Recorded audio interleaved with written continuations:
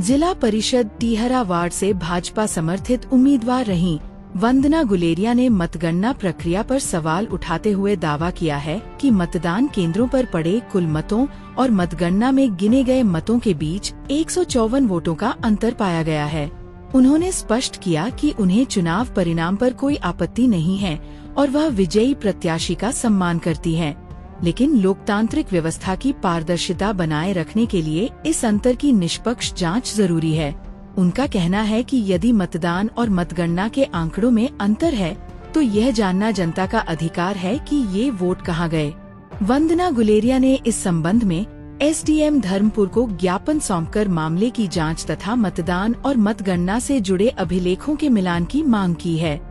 उन्होंने प्रशासन से तथ्यात्मक स्थिति सार्वजनिक करने का आग्रह भी किया है ताकि मतदाताओं के मन में किसी प्रकार की शंका न रहे। फिलहाल प्रशासन की ओर से इस मामले पर कोई आधिकारिक प्रतिक्रिया नहीं आई है।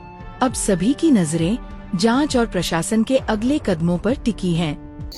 हमारे टीहरा वार्ड में जो टोटल वोट पोल हुआ 19 पंचायतों में 101 बूथ में जो टोटल वोट पोल हुआ वो वोट हुआ 16,825 और ईडीसी जो हमारा वोट था वो था 126। उसको मिला के बनते हैं 16,955 वोट। और जब हमारी मतगणना हुई यहाँ पर तो केवल 16,797 वोटों की मतगणना हुई और उसके ऊपर जो है वो हमारा रिजल्ट डिक्लेयर हुआ। तो 154 वोटों का डिफरेंस है। हम ये नहीं देख रहे कि हार जीत का नहीं है, परंतु हम एसडीएम साहब से हमने बात की, उस दिन भी हमने रिकाउंटिंग की करवाई थी। पहले डिफरेंस था, पहले इन्होंने जो इन्होंने अनाउंस किया रिजल्ट उसमें 16,624 वोटों से इन्होंने अनाउंस कर दिया था। और जब हमने रिकाउंटिंग मांगी, रिकाउंटिंग हुई तो उसमें इन्होंने 16,757 वोटों का जो है रिजल्ट डिक्लेयर कर दिया। परंतु हमें मांग करते हैं प्रशासन से कि 154 वोट कहाँ गए।